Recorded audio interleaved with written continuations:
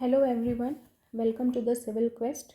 So, today we have started this series which is known as Current and Concept. So, in this series, our main intention is to come up usually daily with a major development that has occurred in the current affairs. So, we will just discuss that development briefly so that you understand that development and you actually know what are the things going around you. Also, if suppose there is a topic that demands additional research from the perspective of mains or from the perspective of prelims, we will also try to cover that up. So this we will take up small topics so that first of all it doesn't get overburdened, and secondly we will try to have a huge coverage so that everything is covered. Not only a single topic is covered holistically, but also various topics are also covered so that there is both quality and quantity in the content. So suppose in certain topics we only have to know the development. For instance, in this topic, public examination prevention of unfair means amendment bill. Now we only need to know the major development that has taken place. So we all know that this bill was introduced in the Lok Sabha in the backdrop of the Jantar Mantar protest that was going on for past so many days. It was decided that there is a need to bring about more transparency and accountability in the examinations ecosystem so that students are not at a disadvantage and also they get justice and there is a free and fair selection and competition. Fine. So first of all, earlier also there were instances of paper leaks and there were instances of deploying unfair means in the examination, especially in the competitive national level examination. So this act had already been passed in 2024. So right now what has been done is that in this public examination prevention of unfair means act, which was already passed in 2024, there is an amendment has been introduced. So in this act we are seeking amendment, we are making this act more stringent so that it is better able to control the instances of unfair means or paper leak in future. Right. So this act was already enacted on February 12, 1924, and it was enforced in June. And this provides a comprehensive national legal framework to prevent unfair means in public examinations. Fine. So we already had an act in place. It was applicable to UPSC examinations, SSC examination, railway recruitment boards, IBPS examination for bank PO and clerical selections, NTA exams conducted by NTA and ministries and departments of central government and their attached and subordinate offices for recruitment, or any authority which may be notified in due course by the central government. So this was the scope of this act. What was the nature? If suppose there is an offense committed under this act, so what would be that nature of that offense? It will be cognizable, non-bailable and non-compoundable offense. Okay, there were provisions related to imprisonment, fine and attachment of property. So right now in this amendment bill, what we have done simply is we have made these provisions more and more stringent. All right.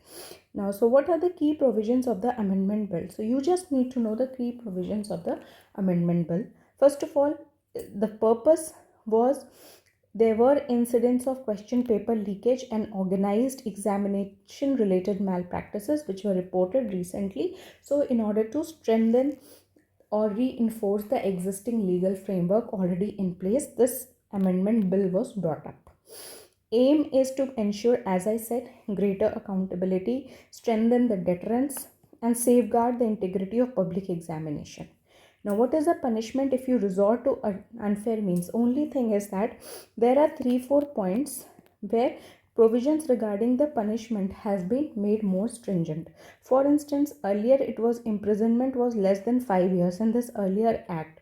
This amendment bill provides imprisonment extendable up to 10 years, right? From earlier it was up not less than 3 years to up to 5 years. Now it has been extended to 5 to 10 years. From 3 to 5 years it has been extended to 5 to 10 years. Fine has been increased from 10 to 50 lakhs. So for service providers who have been involved in engaging in the unfair practices, we have fine from increased from 1 to 5 crores. So earlier in the act the fine was 1 crore, now it is 5 crores.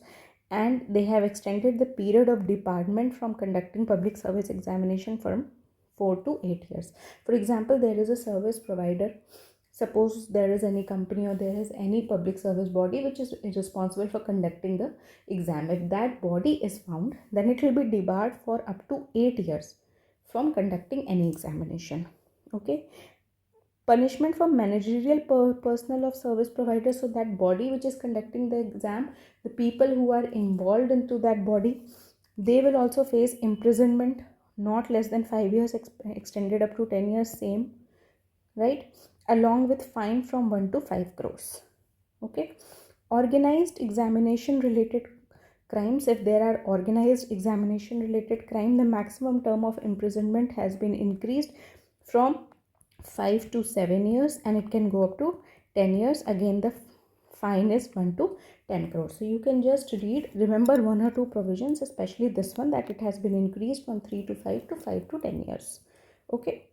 Now, these are the important provisions. There is a provision for special task force.